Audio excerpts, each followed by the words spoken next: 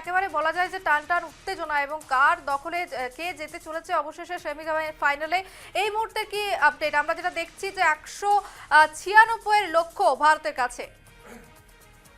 হ্যাঁ, ইতিমধ্যে 196 রানের যে টার্গেট বেঁধে দিয়েছে ওয়েস্ট ইন্ডিজ, ভারত সেই লক্ষ্যে কিন্তু দৌড়াচ্ছে এখন।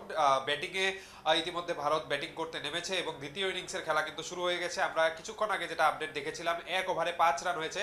এবং আমরা যদি বোলিং লাইন আপ, ভারতের বোলিং ঠিকঠাকই ছিল এবং তার সাথে সাথে ফিল্ডিং এর কথা যদি বলি, একটু এক্সট্রা রান, বলাররা একটু এক্সট্রা রান দিয়ে দিল। এবং তার সাথে সাথে যদি আমি কথা বলি, ফিল্ডিংয়ে কিছুটা একটু ঘাটতি ছিল, আর একটু যদি ফিল্ডিংটা বেটার হতো তাহলে বেশি ভালো ছিল।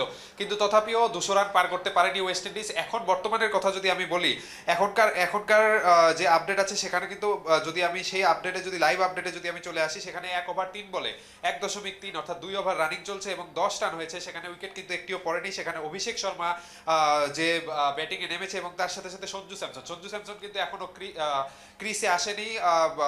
রানার অভিষেক শর্মা 9 বলে 9 রান করেছে এবং 1 ওভার 3 বল এখন চলছে এবং ম্যাথিউ ফোর্ড এখন বোলিং করছে। এবং আমরা যদি ইন্ডিয়ান বোলিং লাইন আপের কথা বলি, আজকের এই ম্যাচে ইন্ডিয়ার যে বোলিং লাইন আপ ছিল সেখানে কিন্তু 2টি উইকেট পেতে সক্ষম হয় জাসপ্রীত বুমরার যে বলের জাদু, সেই বলের জাদুতে কিন্তু 4 ওভারে 36 রান দিয়ে 2টি উইকেট পেতে সম্ভব হয়। এবং আমি ক্রিকবাজের যে ডিটেলস আছে সেই ডিটেলসটা আমি দেখানোর জন্য একটু ক্যামেরা পার্সনকে অনুরোধ করবো যে ক্রিকবাজের যে ডিটেলস আমরা যদি সেটা এখানে দেখতে যাই, তাহলে কিন্তু এখানে আমরা 1 ওভার 3 বলে কিন্তু বর্তমান যে আপডেট আছে সেটা কিন্তু এখানে আমরা দেখতে পাচ্ছি।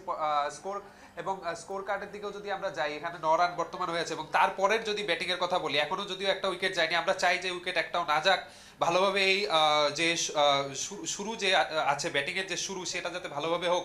এবং তার সাথে সাথে ঈশান কিষান এরপরে আছে, তারপরে ক্যাপ্টেন অধিনায়ক সূর্যকুমার যাদব, তারপর হার্দিক পান্ডিয়া, তিলক বর্মা। এভাবে কিন্তু ব্যাটিং লাইন আপ কিন্তু স্ট্রং আছে ইন্ডিয়ার। ব্যাটিং কিন্তু যথেষ্ট আপ টু 7 উইকেট বা 6 উইকেট পর্যন্ত কিন্তু ব্যাটিং স্ট্রং ব্যাটিং আছে। এবং তার সাথে সাথে যদি আমরা বোলিং লাইন আপের কথাও বলি, ওয়েস্ট ইন্ডিজের বোলিং লাইন আপও কিন্তু স্ট্রং। কিন্তু এই ম্যাচটি একটি হাড্ডাহাড্ডি লড়াই হতে চলেছে এই ম্যাচ, এবং এই ম্যাচ জিতলে কিন্তু ভারত প্রবেশ করবে সেমিফাইনালে। এবং তার সাথে সাথেই এখানে এখানে আমি যদি আরো বলি, এখানে যদি আমরা নিউজ রুমেও কিন্তু যথেষ্ট এখানে এক উৎসাহ চলছে, বা ম্যাচ দেখার জন্য কিন্তু সবাই কিন্তু কাজের সাথে সাথে ম্যাচ, এখানে অল্প অল্প করে ম্যাচের খবরও রাখছে, ক্রিকবাজের খবর রাখছে। এখানে যদি আমরা আসি, এখানে যদি আসি, বনমালীদা এখানে আছে।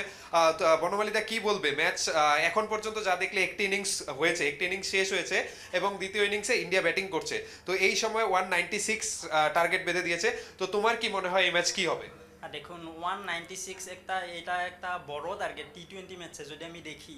কিন্তু যদি অভিষেক শর্মা আর সঞ্জু স্যামসন দুটোই যদি হাফ সেঞ্চুরিও করে, তাহলে এই ম্যাচ ভারতের পক্ষে এসে যাবে, তাহলে সেটা কোনো ডাউট নেই। তো আশা করি কি হয় দেখি।